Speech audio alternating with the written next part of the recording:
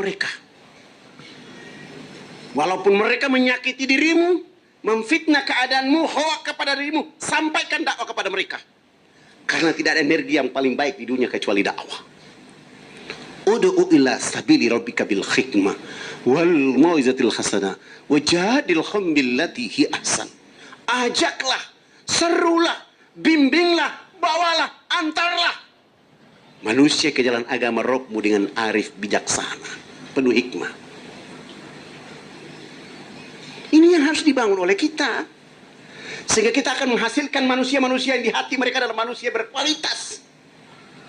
Di sisi kehidupan semua ada dakwah. Saya waktu di Erian, ada surat dari saudara-saudara kita di sebelah sana, surat untuk membunuh saya dengan teman-teman. Isi surat itu begini: jika Fadlan dengan kawan-kawan mau memaksa diri turun ke kampung, maka kami akan menjawab menyambut Fadlan dengan tombak panah, dan jangan berharap Fadlan dengan kawan-kawan akan selamat kecuali nama kalian yang kami pulangkan ke kota. Surat ini saya fotokopi habis sholat maghrib, selesai salam dan saya bagi kepada para dai. Kalian baca surat ini, baca. Dari 20 dai, 12 dai mengundurkan diri. Ini baru surat orang saja kalian ketakutan. Ini surat nggak ada gunanya, nggak ada manfaatnya. Supaya kalian sadar, lihat, ini surat paling bermutu dari Allah. Surat yang memberi rahasia dari Allah kepada kita. Saya suruh mereka buka surat As-Saff. Ya ayyuhalladzina amanu hal adullukum ala tijaratin tunjikum min azabin alim. Hai orang-orang beriman, maukah aku tunjukkan kalian sebuah bisnis yang membuat kalian tidak akan pernah rugi? Ini dakwah. Tetap 12 orang mengatakan, Pak Ustadz, kami tidak ikut. 8 orang yang mengatakan, kami siap menemani Ustadz untuk turun ke kampung. Besok selesai sholat subuh, kami jalan. Di perjalanan satu hari, seorang lagi menghadap saya, dia bilang, Pak Ustadz, saya ingat istri dengan anak saya. Wah, kau ini pelanggar surat At-Taubah ini. Bapak-bapakmu, ibu-ibumu, anak-anakmu, istrimu menghalangimu. Pulang! Jangan bikin kotor dakwah ini. Masih ada 7 orang yang menemani saya. Dan saya panggil 7 orang. Saya bilang, coba kalian takbir. Allahu Akbar. Saya lihat begitu tergetar hatinya yang tulus. Lalu kami jalan. Jalan sudah 1 malam. Kami istirahat. Besok pagi jalan lagi. Jalan pagi. Kami mulai sampai, saya mulai bilang, keluarkan wasiat untuk mereka. Seandainya saya yang terbunuh duluan, selamatkan diri kalian dan sampaikan kepada dunia bahwa saksi dakwah itu ada di kampung ini. Ada yang dai mulai menangis. Tidak, kita harus lawan mereka. Jangan coba-coba kalian melawan, kita berdakwah. Kami jalan 1000 meter belum ada tanda apa-apa. Jalan lagi 500 meter belum ada tanda apa-apa. Kami jalan lagi begitu 300 meter melangkah ke depan. Kepala suku sudah dengan panah yang pertama. Langsung kena di sikut sebelah kanan. Teman-teman dai mulai berdiri, Pak Ustadz itu panah. Tenang.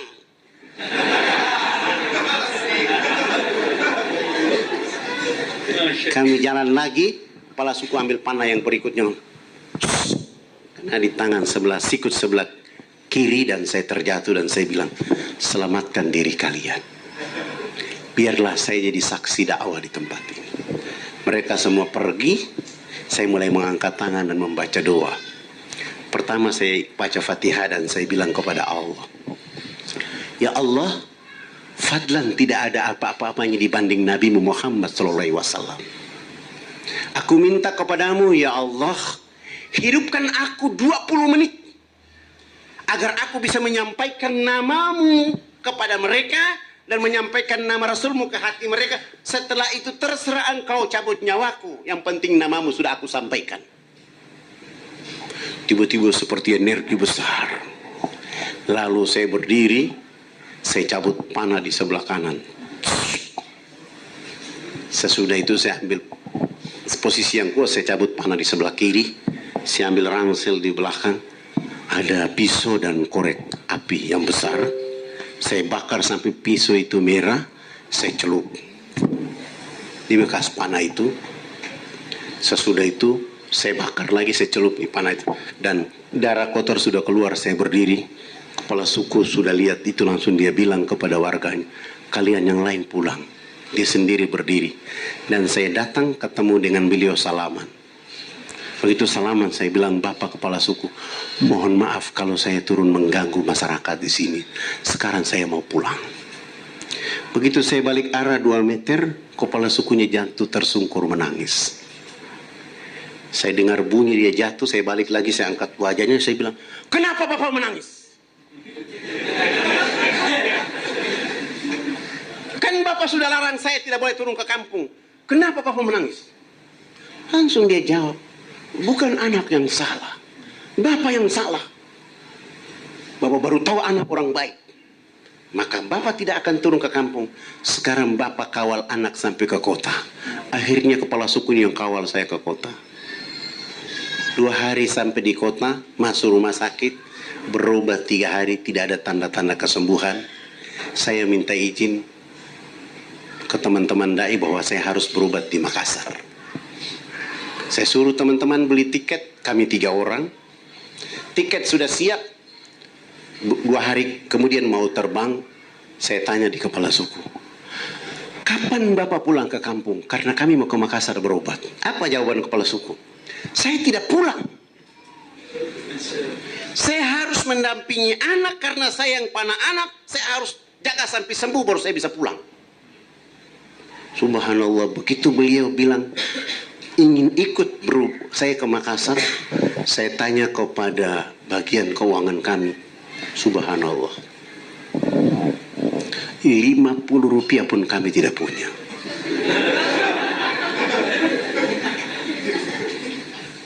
Tapi 3 menit kemudian, apakah itu manusia, apakah itu malaikat, walahu alam.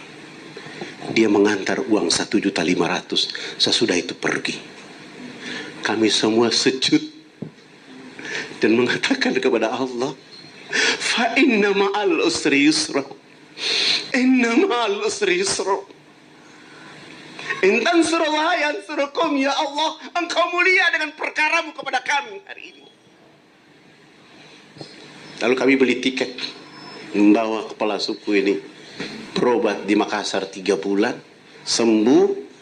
Saya isi acara di teman-teman di Makassar.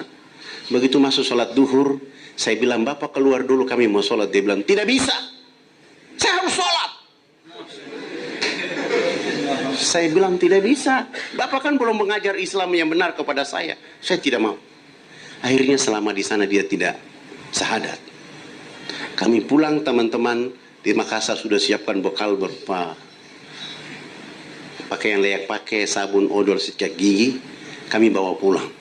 Begitu sampai di sana, dia lihat bantuan yang banyak, lalu dia tanya, ini untuk siapa? Saya jawab, ini semua untuk Bapak dengan masyarakat di kampung. Karena itu tanda terima kasih dari saudara-saudara muslim yang ada di Makassar untuk Bapak dengan keluarga. Silakan bawa pulang. Ada satu pengusaha kasih 2 mesin genset listrik. Dia pulang. 2 minggu kemudian dia bawa 39 pemuda. Mereka datang pikul bantuan itu. 1 minggu kemudian baru kami ke atas. Saya bawa teman-teman TV Hijrah. Beberapa 6 kamera kami bawa untuk sampai di atas. Begitu sampai di sana, kami tidak disambut lagi dengan panah dan tombak, tapi mereka sudah menunggu kami di bawah komando kepala suku. Kami masuk, langsung mereka berkumpul di lapangan. Kepala suku itu naik mengatakan, tidak ada jalan lain kecuali kita mengikuti agama dari anak-anak ini. Begitu saya naik di atas panggung yang mereka siapkan, dan saya mulai bilang, ikuti kata-kata saya. Dan ini paling spektakuler.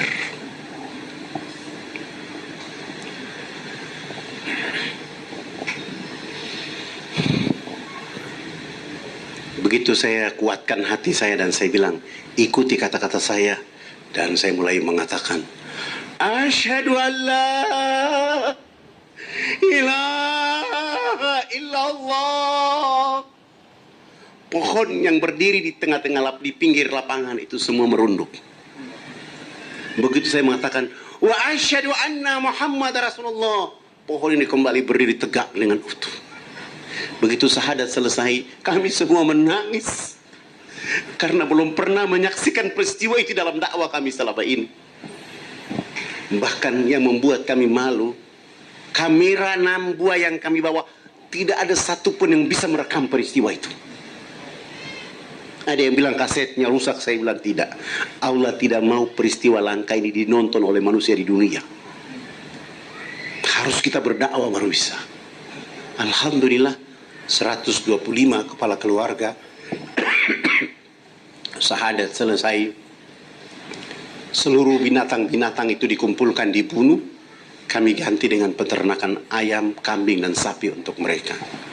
Mereka berdiri dengan utuh, berdiri sebagai seorang muslim di tengah-tengah kehidupan mereka.